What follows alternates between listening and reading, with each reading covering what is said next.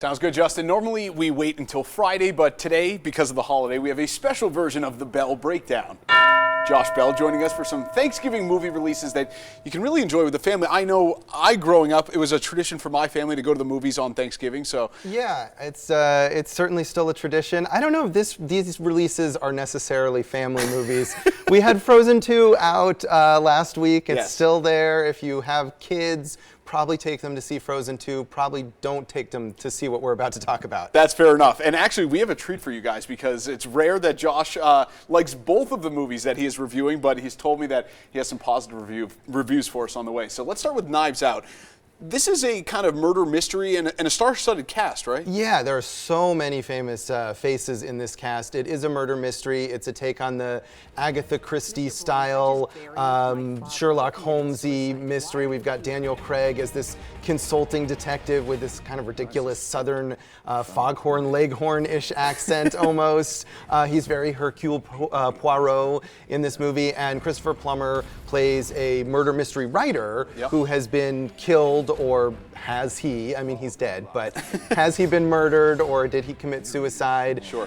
He's got this family full of squabbling children and their spouses, and they're all, of course, after his money, and did one of them kill him? And it plays off of that Agatha Christie style old-fashioned mystery in this ridiculous lavish house.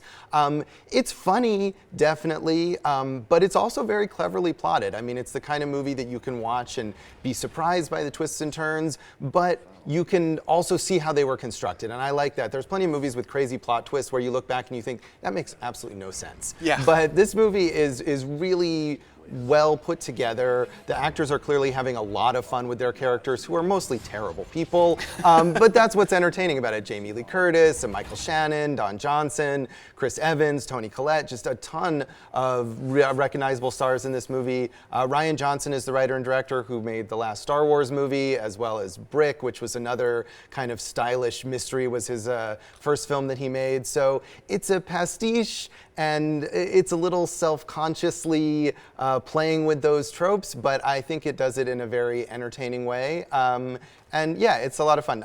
Not for kids, but but maybe, you know, if you got your adult relatives in town. Sure. It's a very crowd-pleasing movie, which I didn't necessarily expect because it's kind of a smaller, artsier movie from this guy after Star Wars, but it's really entertaining from start to finish. That's awesome. And you're not the only one that has given it a positive review. I was looking around online. A lot of the reviews are very positive on Knives Out. Yeah, it's been honestly one of the most acclaimed movies of the year. So definitely check that one out. Our second movie is Queen and Slim. This is a movie that, from what I've been told and what I've read, is a love story, but also speaks to a lot of the social issues that we have seen playing out in pop culture today. Yeah, it is. It's both of those, and I think what's good about this movie is that it takes a lot of these heavy political issues and it puts them in, it gives them a personal context. So these title characters, played by Daniel Kaluuya and Jodie Turner-Smith, they're on this kind of awkward first date, and as they're headed home, they're stopped. They're both black, and they're stopped by this white cop who is very aggressive and intimidating, and they get into this scuffle and end up killing this cop in self-defense, and they decide to go on the run. Wow. So at one point they're called the Black Bonnie and Clyde, but that's not really what they are. They're not on a crime spree. They are just trying to get somewhere where they can have peace and they can be away from this all-consuming manhunt. And along the way, they do fall in love. You know, they've kind of been not connecting at first, but these heightened circumstances put them in a position where they fall in love. They become these folk heroes to the community. And this is a movie that deals with a lot of serious, pertinent issues, but it's very stylish, it's very artistic. I feel like the best stuff in this movie are these kind of lyrical moments between the two characters, and the parts where it gets more blunt and more direct about making a statement don't work as well, but I feel like it comes together pretty strongly, and especially this time of year we get so many sort of message movies about various social issues as people are trying to win awards. Right. And I'd much prefer a movie like this that puts style and art at the same level as making the statement, or even maybe slightly above making a statement, which makes it, to me, a more memorable movie, a more cinematic movie.